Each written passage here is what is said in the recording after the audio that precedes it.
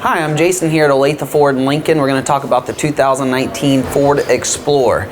So today we're going to focus on the second row and third row and what maximizes your difference from some other SUV vehicles. So here we have the second row, which we have the buckets where you get the flow through area right here.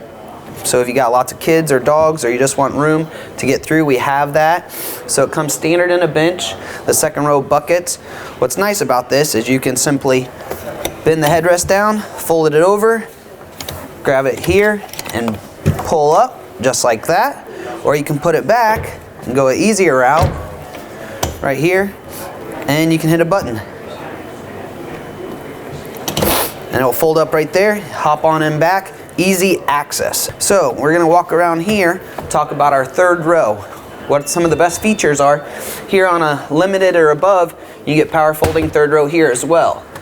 So you can hit here and flip the switch. If you need more room, you can fold them down.